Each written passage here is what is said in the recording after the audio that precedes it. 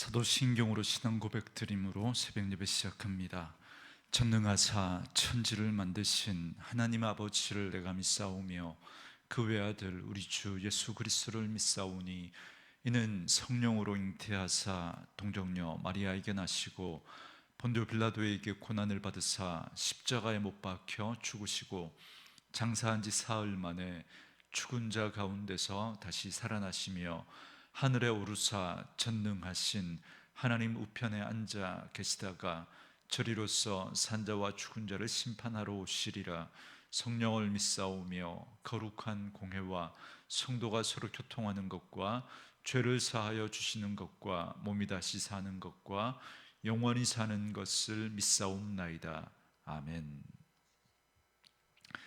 이 아침에 우리에게 주시는 하나님의 말씀은 열왕기상 2장 36절에서 46절 말씀까지입니다. 열왕기상 2장 36절에서 마지막 46절 말씀까지 말씀 찾으셨으면 한 목소리로 같이 읽습니다. 왕이 사람을 보내어 시므이를 불러서 이르되 너는 예루살렘에서 너를 위하여 집을 짓고 거기서 살고 어디든지 나가지 말라. 너는 분명히 알라. 네가 나가서 기드론 시내를 건너는 날에는 반드시 죽임을 당하리니 네 피가 네 머리로 돌아가리라. 시므이가 왕께 대답하되 이 말씀이 좋사오니 내 주 왕의 말씀대로 종이 그리하겠나이다 하고 이에 날이 오래도록 예루살렘에 머무니라. 3년 후에 시므이의 두 종이 가드 왕 마아가의 아들 아기스에게로 도망하여 간지라. 어떤 사람이 시므이에게 말하여 이르되 당신의 종이 가드에 있나이다. 시므이가 그 종을 찾으려고 일어나 그의 나귀의 안장을 지우고 가드로 가서 아기스에게 나아가 그의 종을 가드에서 데려왔더니 시므이가 예루살렘에서부터 가드에 갔다가 돌아온 일을 어떤 사람이 솔로몬에게 말한지라. 왕이 사람을 보내어 시므이를 불러서 이르되 내가 너에게 여호와를 두고 맹세하게 하고 경고하여 이르기를 너는 분명히 알라. 네가 밖으로 나가서 어디든지 가는 날에는 죽임을 당하리라 하지 아니하였느냐. 너도 내게 말하기를 내가 들은 말씀이 좋으니이다 하였거늘 어찌하여 여호와를 두고 한 맹세와 내가 네게 이른 명령을 지키지 아니하였느냐. 왕이 또 시므이에게 이르되 네가 네 마음으로 아는 모든 악 곧 내 아버지에게 행한 바를 네가 스스로 아나니 여호와께서 네 악을 네 머리로 돌려 보내시리라. 그러나 솔로몬 왕은 복을 받고 다윗의 왕위는 영원히 여호와 앞에서 경고히 서리라 하고 여호야다의 아들 브나야에게 명령하매 그가 나가서 시므이를 치니 그가 죽은지라. 이에 나라가 솔로몬의 손에 경고하여 지니라. 아멘. 오늘은 함께 읽으신 열왕기상 2장 36절에서 46절 말씀을 중심으로 처형당하는 시므이라는 제목의 말씀으로 잠시 은혜를 나누겠습니다.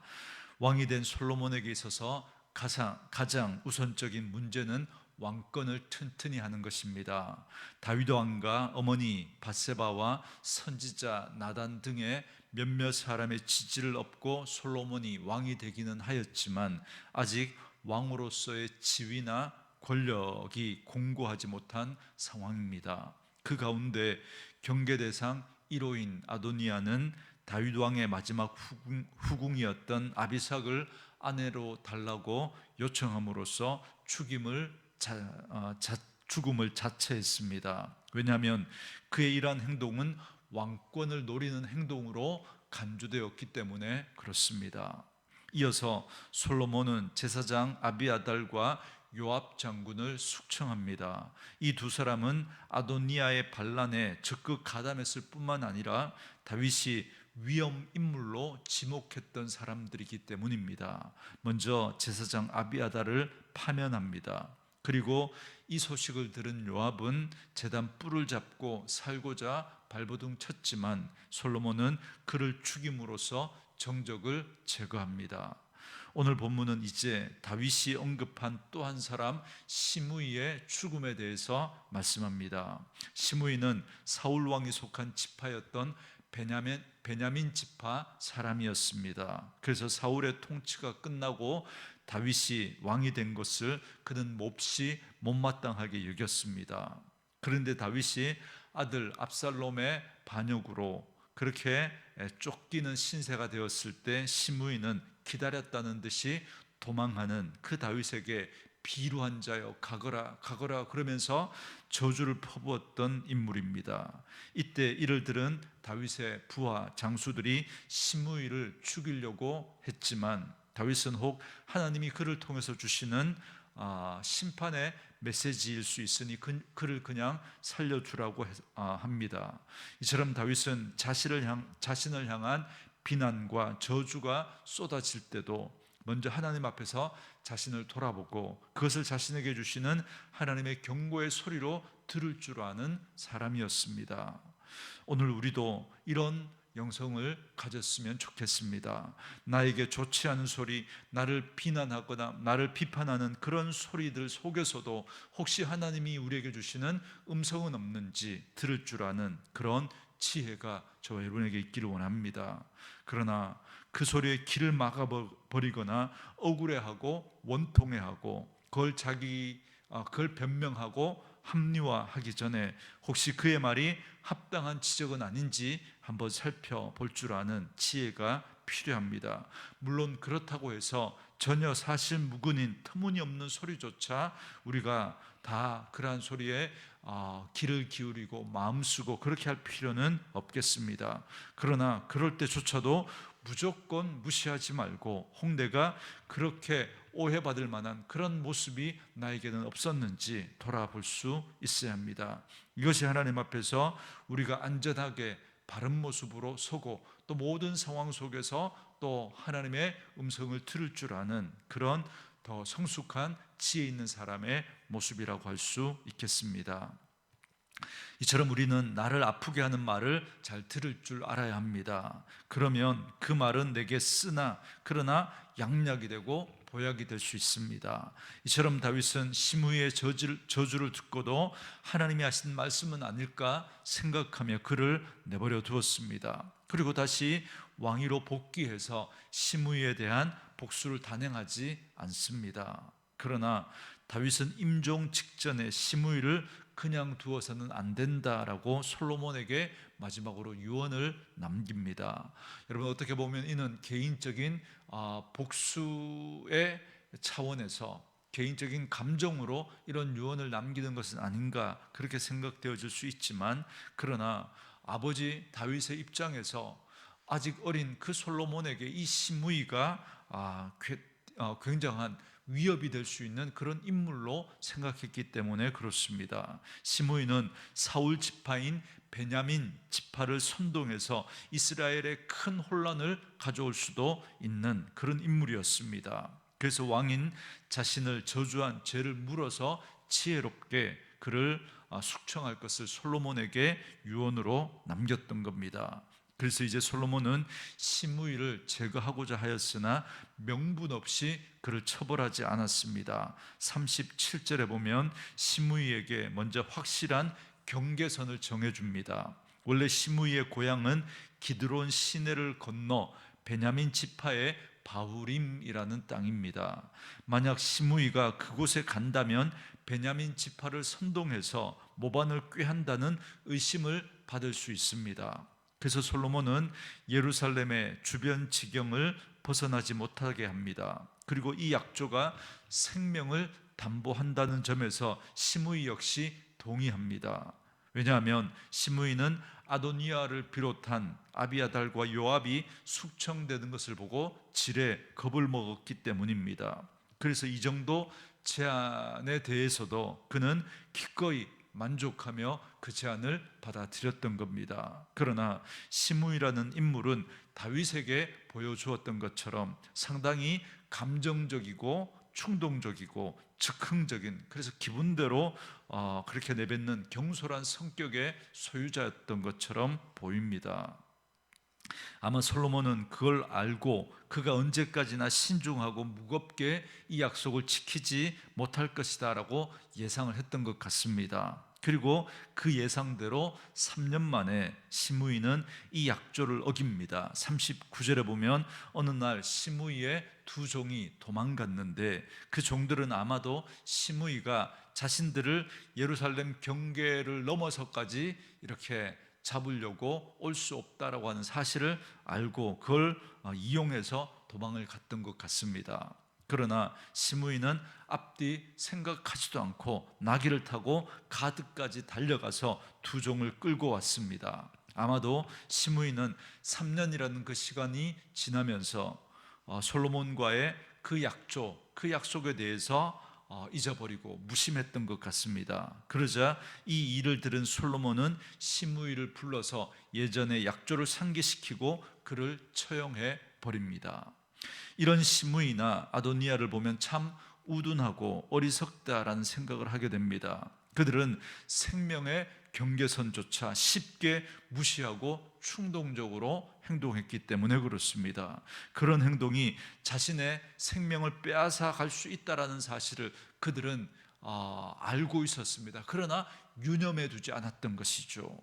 악인들은 이처럼 자신들의 욕망과 감정과 어떤 그런 충동을 절제하지 못합니다. 그래서 쉽게 생명의 경계선, 그 심판의 경계선을 넘어버립니다. 이것은 악인들의 교만 때문에 그렇습니다. 교만은 바로 자리를 이탈하는 겁니다. 자리를 넘어서는 겁니다. 애굽의 바로를 생각해 보면 그는 완악한 마음으로 끝까지 회개하지 않지 않습니까? 하나님의 능력과 이적을 보면서도 마음이, 그 강팍한 마음이 변하지 않습니다. 이것이 완악하고 교만한 악인들의 모습입니다. 뻔히 죽을 줄을 알면서도 불 속으로 뛰어드는 그 불나방처럼 악인들은 그렇게 죄와 사망의 그 길을 향해 달려갑니다. 분명히 경계가 있는데, 넘지 말아야 할 선이 있는데 그 선을 넘어버리는 것이죠. 그래서 요한계시록 16장에 보면 하나님의 마지막 대접 심판이 진행될 때 이것이 하나님으로부터 오는 마지막 심판인 줄 알면서도 끝까지 회개하지 않고 오히려 하나님을 비방하고 대적하는 그러한 자들을 보게 됩니다. 여러분, 요한계시록 16장 21절에 보면 또 무게가 1달란트나 되는 큰 우박이 하늘로부터 사람들에게 내림에 사람들이 그 우박의 재앙 때문에 하나님을 비방하니 그 재앙이 심히 크미러라, 그렇게 말합니다. 교만한 자들은 심판이 오고 있음에도 불구하고 그 경계를 무시하고 자신의 충동대로 움직입니다. 아도니아처럼 용서받고 한 번 더 교만하게 대적하면 죽인다고 했는데도 불구하고 또 대적하는 것이죠. 이것이 악인들의 어쩔 수 없는 모습입니다.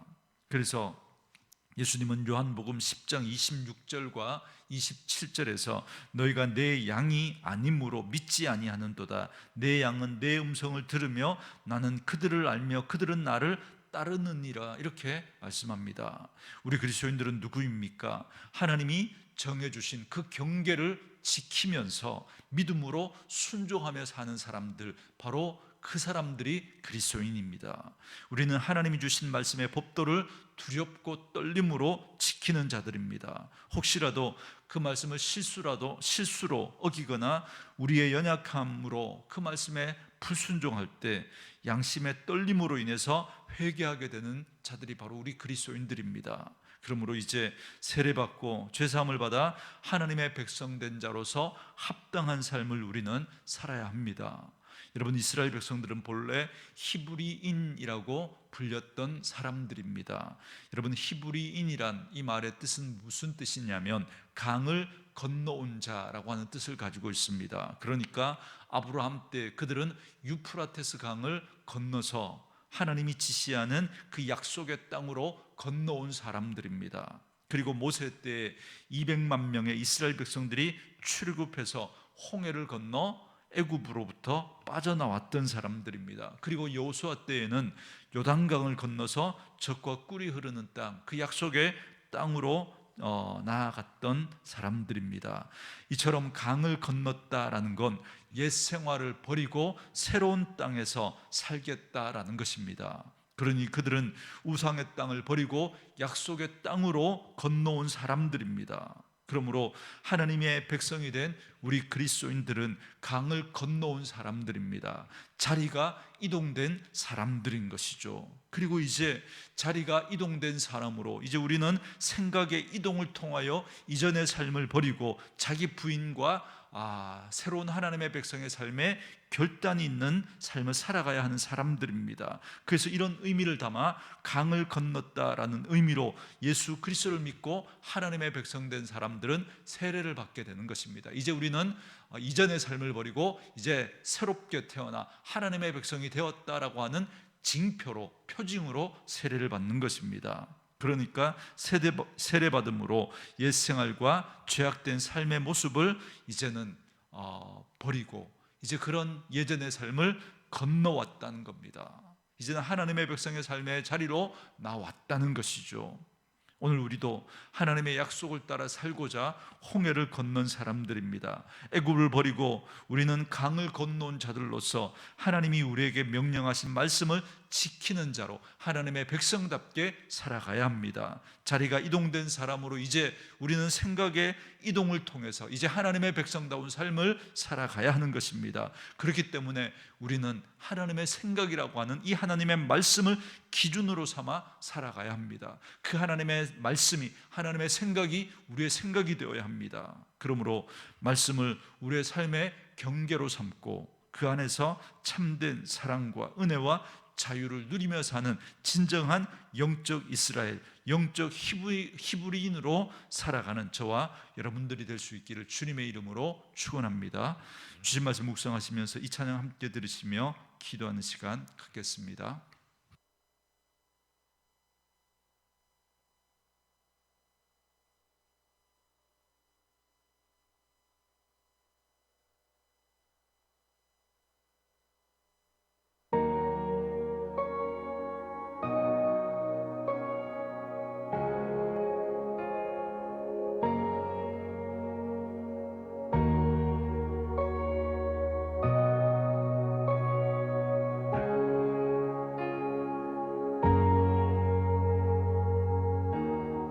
끝이 없는 그 사랑 나를 부르시네. 자격 없는 나를 오늘도 초대하네. 주의 은혜 그 은혜로 난 살아가네. 주의 사랑 나는 그걸로 충분하네. 나의 삶은 결코 이전과 같지 않으리. 내 평생의 주만 찬양하며 노래하리.